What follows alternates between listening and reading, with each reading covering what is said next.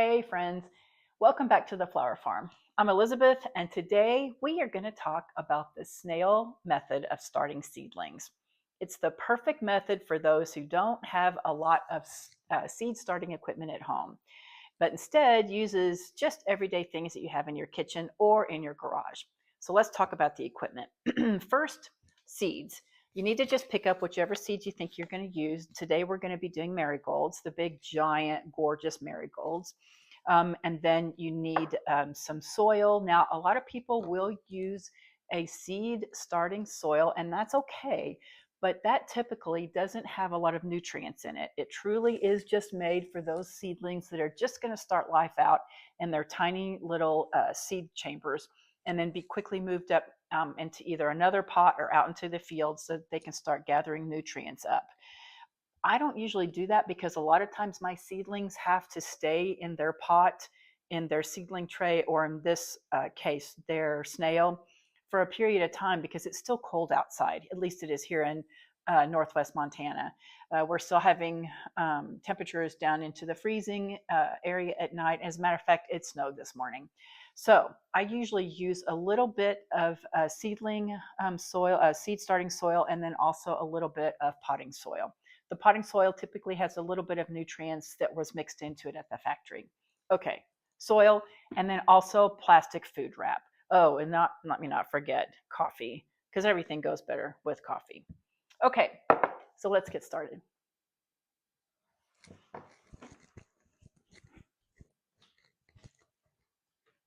Okay, these are the supplies that you need for making the snail rolls. You need gloves, or I do. You need a marker that tells you what you're doing later because believe me, you think you'll remember, but you might not. You'll forget. At least I do. A couple pieces of tape. I'm going to go ahead and get this ready now. I'm just going to put 3 pieces of tape on the side of my counter right here so that they'll be all ready to go. Oops, maybe. Oops. Okay, there we go. Put that to the side. We need a bowl of soil, and also we need a piece of saran wrap or a piece of plastic food wrap. Oh, and then a little bowl of water. We'll show you why that is in a minute. And of course, my trusty cup of coffee. Hang on, let me get a quick slurp. Okay, so the first thing we're gonna do is pull a piece of saran wrap. I usually get a piece that's, I don't know, about a foot long, something like that. Just like that. And then I, get these out of the way. Then I fold it in half. This is kind of a trick. If you're careful, it's not terrible, but it's never that much fun. You can use any kind of plastic wrap that you need. I mean, I know some people who use like that real fine little bubble wrap that you get in packaging. I've used that too. That's a little bit easier to work with. I just don't have any right now. Anyway, once you get it semi spread out, then I usually double it like this. Okay, so once that's done, everybody see that? There we go. Okay, gloves. You don't necessarily need gloves, but I'm gonna put my gloves on. We're gonna take this soil. I think I mentioned the soil already. This is a little bit wet, so it's a little bit clumpy. Anyway, your best option is to make sure that, oops, what is that? Yikes. Your best option is that when you make a fist with the soil, it holds together like that. That's a perfect indication that you've got just the right amount of moisture in your soil. Okay, you take your soil and you put it right along the surface of the plastic wrap like this. Oops, there we go. Trying not to make a mess. A mess is my MO. I'm a big slob. There we go. And it doesn't need to be very thick. I'm gonna say definitely less than an inch, definitely less than half an inch thick as far as the placement of the soil goes. So this is going to be my bottom portion and this is going to be my top portion. So I'm going to try to get the soil almost to the bottom. There we go. Of the saran wrap, plastic wrap. Can y'all see that? Okay. Next, gloves off because this is gonna take some tedious work here. I'm gonna get my seeds. Now remember, these are marigold seeds. And I'm just gonna put a few as we go along what would be considered the top of the soil, just like this. Now, if I were doing tomato plants, I might put my seeds way down low like this because this whole area from the bottom to the top is going to be a stem. And you know, the longer of a stem you have on tomato plants, the better off, because then you'll be able to bury that whole stem and under the ground, and then along or off of those, the stem of that tomato plant will grow roots. So, but we're not doing that, we're doing marigolds. And I could be wrong, but I really don't think that you have that same opportunity with marigold stems. So we just want the stem to be, like I said, about a third or a fourth of the way down, and let the rest of this be root. So this will be stem and this will be root.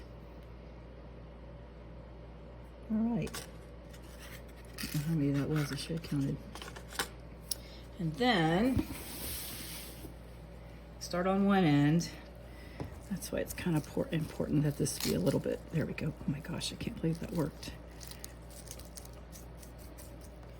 Okay, so this one end down here is not wrinkled. Okay, so we're gonna roll it up just like this.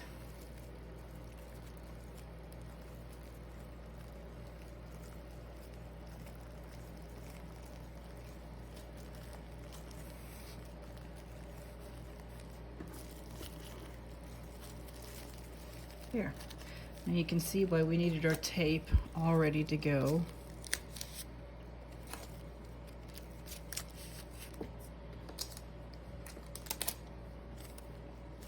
There, so top, bottom. And you take your soil, your dish of water, and you place that right in there, just like that. Can y'all see that?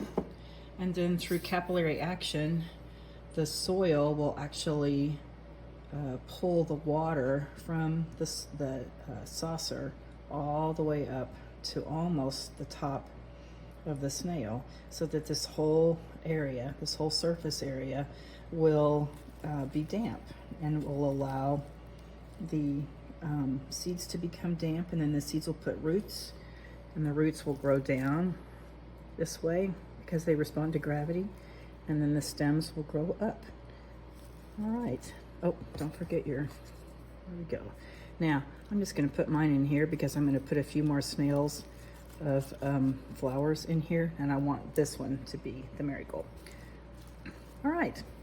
Okay, we'll check on this in a couple of weeks. So I'm downstairs in the basement where I put the snail rolls under lights. Hang on, let me flip you around and I'll show you.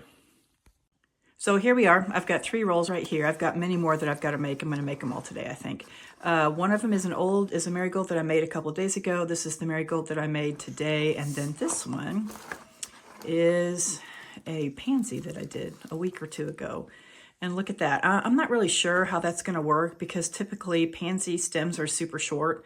They really are close to the ground. They kind of hover low. And this roll is really much better for stems that are long or elongate. So I'm not really sure how that's going to go. That's definitely an experiment. Anyway, this is the snail roll. It's a perfect method if you don't have a lot of seed starting equipment or a lot of room. So I'm guessing that the 3 of these each have at least 100 seedlings in them, maybe more. And so right here, we've got 300 seedlings. And even the best seed starting tray only holds, well, this definitely doesn't hold 300. So there you go. Just another option for seed starting.